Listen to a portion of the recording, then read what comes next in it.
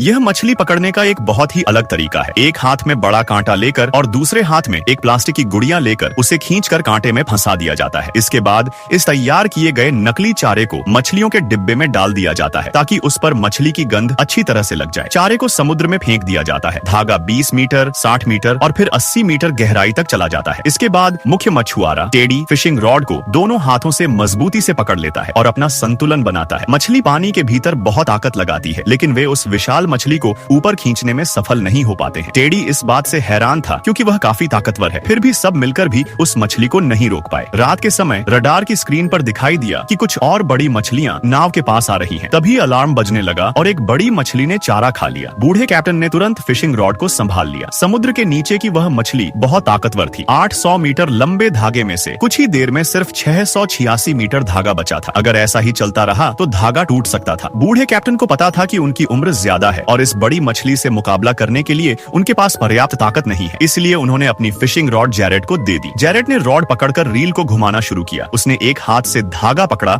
और दूसरे से रील घुमाई। धीरे धीरे मछली पानी की सतह पर आ गई। फिर कैप्टन ने हार्पून उठाकर मछली पर निशाना लगाया और उसे पकड़ लिया। इसके बाद सभी ने मिलकर उस ब्लूफिन टूना मछली की पूंछ बांधी और उसे नाव के ऊपर खींच लिया। नाव के कर्मचारियों ने इंची टेप से उस मछली को नापा। उसकी लंबाई 103 इंच थी, जिसका मतलब था कि यह काफी अच्छी कीमत पर बिकेगी। इसके बाद उन्होंने मछली को नाव के फ्रीजर में रख दिया। जब वे बंदरगाह वापस लौटने की तैयारी कर रहे थे, तभी उनकी दूसरी फिशिंग रॉड फिर से तेजी से हिलने लगी। जैरेट तुरंत बाहर आया और पूरी ताकत से रील को घुमाने लगा। करीब 78 मिनट तक मछली से संघर्ष करने के बाद जब सूरज निकला और रोशनी हुई तो जैरेट ने रील घुमाने की गति बढ़ा दी। जल्द ही दूसरी बड़ी मछली भी पानी की सतह पर आ गई। कैप्टन ने फिर से हार्पून से निशाना लगाया, लेकिन इस बार निशाना चूक गया। इससे मछली डर गई और पानी में तेजी से भागने लगी। यह देखकर जीजे ने तुरंत हार्पून लिया और दूर से ही मछली पर सटीक निशाना लगा दिया। सबकी मदद से इस दूसरी मछली को भी नाव पर खींच लिया गया। नापने पर इसकी लंबाई 90 इंच निकली, जो मछली पकड़ने के कानूनी मानकों के अनुसार सही थी। इसके बाद नाव के कर्मचारी बंदरगाह पर डिलीवरी डॉक पर पहुंचे। खरीदार ने क्रेन की मदद से मछलियों को नाव से उतारा। उनके सिर, पूंछ और बेकार हिस्से हटाने के बाद पहली मछली का कुल वजन 537 पाउंड और दूसरी मछली का वजन 371 पाउंड था। फिर खरीदार ने मछली के मांस की क्वालिटी चेक की। दोनों मछलियों का रंग बहुत अच्छा था और उनमें काफी फैट, चर्बी था। अच्छी तरह जांचने के बाद खरीदार ने पहली मछली की कीमत $20 प्रति पाउंड तय की, जिससे उन्हें $10,740 मिले। दूसरी मछली के लिए $19 प्रति पाउंड की कीमत तय की गई, जिससे $7,049 मिले। इस तरह नाव के 4 कर्मचारियों ने कुल